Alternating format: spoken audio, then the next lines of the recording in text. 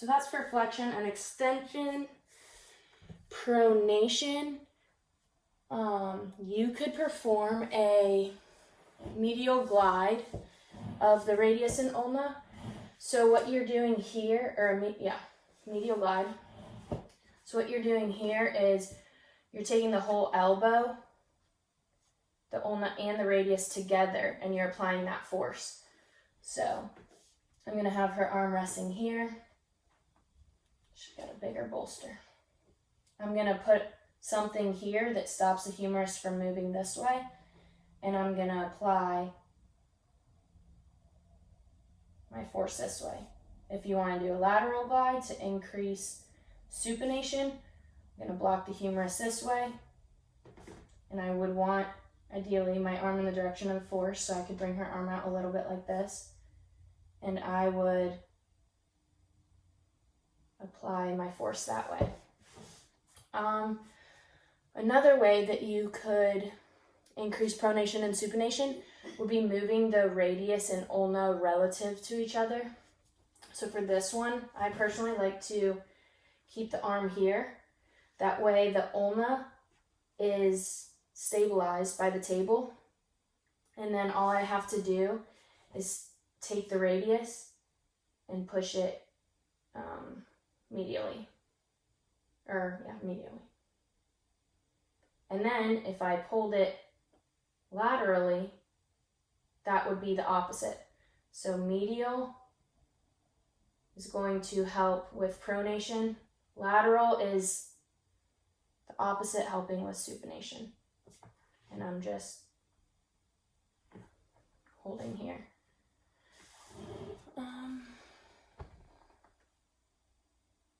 The last one is mobilization with movement for lateral epicondylalalia. So this is, here I'm going to have the patient go ahead and grip onto this. I'm going to have you put your arm here, and let's see, can you scoot that way just a little bit? All right. So what I want to do here is I want to perform a lateral glide as she's gripping that. So don't grip onto it too tight just yet. So I'm going to stabilize here. Make sure, like I said, body mechanics wise, I'm kind of out of whack, but I would have my forearm in the direction of the force, and I would say, go ahead and squeeze that tight for me. And hold for 6 seconds and relax. And then I would repeat that up to 10 times. Okay, so the next thing that we're gonna do is muscle lengthening. So we're gonna do a little bit stretching, which the parameters for this would be 30-second holds 3 times a day. The first one is going to be stretching the bicep. So I'm gonna instruct the patient to come find a wall over here. I wanna keep the arm down like this. Gonna keep the arm down like this. And you're just gonna go ahead and step forward, and you're just going to twist a little bit. That's gonna target the short head of the bicep. So go ahead and step over there.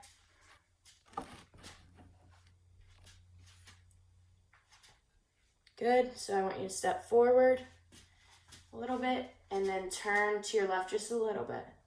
Feel stretch in your bicep? Okay, good. So for the next one, I want you to go ahead and you can step back. You're gonna put your arm up here. You can go ahead and put your arm straight. So step away, yep, there we go. And I want you to step forward just a little bit. Good. And then I want you to turn to the left just a little bit. Do you feel a stretch in your arm there? All right. So for the next one, I'm gonna move into the forearm flexors and extensors. So here we can work on triceps. So You can go ahead and sit on that just so we can see you for the camera purposes. And the first thing that you can do is, if their elbow or if their triceps were very tight, they could just be resting on a table and then just flex their arm up like this. As they gain more range of motion, you can bring this up, and then at some point you can come all the way up here, and the patient could even hold her own hand back there to apply more pressure. Same parameters as mentioned before. Another variation would be to keep your elbow up like this, and I'm going to place this weight in your hand, and gravity and that weight will help facilitate that stretch. All right, so that's for triceps. What's next? So forearm flexors and extensors.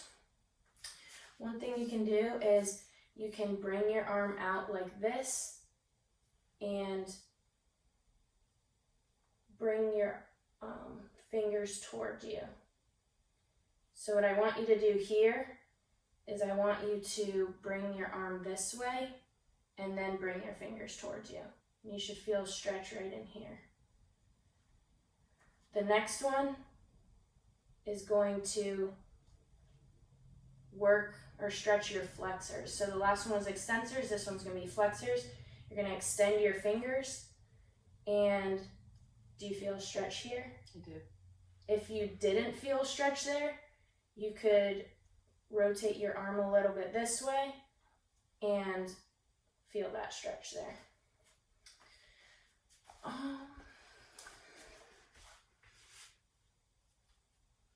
So next one is going to be strengthening. So for elbow flexion, there's a lot of different variations you can do. I'm going to show 3 separate ones. So pretending this is a weight, you can hold that in your hand, and you can go ahead and bring it up to your shoulder. Good. And back down. Good. So that is going to work more of your biceps. Now, if you were to rotate your hand from here to here in neutral and just bring it up, yep, and back down. So let's keep this elbow by your side. There we go. Up and back down. That's going to work more of brachioradialis. Then last one, you can completely pronate your hand or bring your palm to the floor and now go up and back down. And that's going to work more of your brachialis. So these parameters would be 10 repetitions for 3 sets. So the next one that we're going to do is work on triceps. So like I said, if they're really weak, you can go ahead and just practice pushing off here to stand up and using as much arm strength and less leg strength as possible. So go ahead and try that for me. Use your arms, go ahead and push off. Good. And again. All right, so that's good. So the next one that you can do is you can, if you were trying to progress, you could bring your feet out a little bit more and you can just do some tricep dips. And once you get better, you can go into a much larger range. But in the beginning, you can just work on little tiny dips like this. So you can go ahead, if you want to bring your feet out just a little bit, and just work on little tiny dips. It's not here. Hold on, stand up for a second. There we go. Perfect. And just little dip. There you go, baby dips. Good. Main thing focus on there is to make sure that it's not just shoulder depression and elevation, but true triceps. And then last one is just simple tricep extensions. So you could hold this overhead and bring it up. And I would make sure that the elbow's staying straight and just going straight up and down. So go ahead, bring that elbow up. Good. I'm just going to hold it in place and go straight up.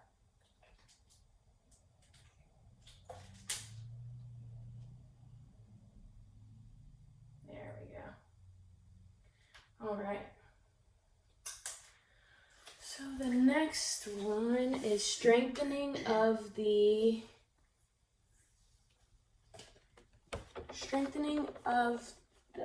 supinators and pronators.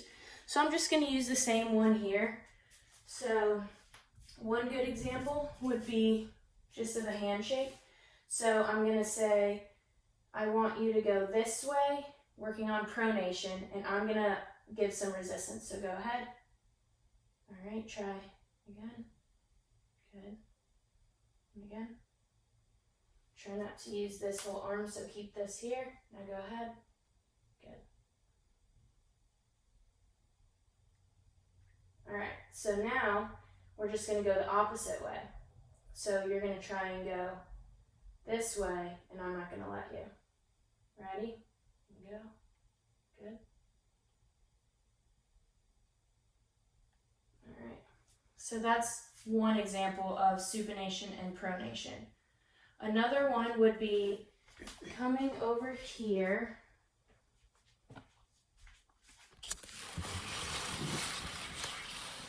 to this doorknob. And very basic, if it was super hard to perform, we can just practice on pronating, supinating. So go ahead and try that.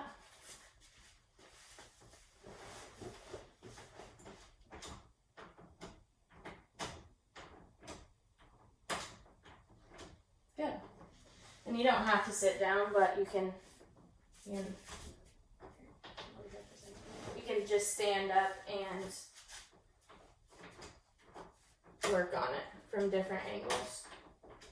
And then once you want to progress, you can hold on. I could hold on to the other side of the doorknob and then provide some resistance. So the last one is going to be functional and coordination retraining. So I have this handy dandy board with a screw in it, and we're going to work on screwing in and out this screw. That'll work the pronators and the supinators. She's married to a handyman, so he's always putting her to work. So go ahead. There you go. This will work pronation and supination. Another good one that we haven't really mentioned a lot is radial deviation and ulnar deviation. So simple things such as unscrewing or screwing a water bottle cap or a like a pickle jar, you could perform this as well. So I'll hold this for you, or you can hold it yourself. Good. Let's screw it back on. There we go. So that is the conclusion of my videos.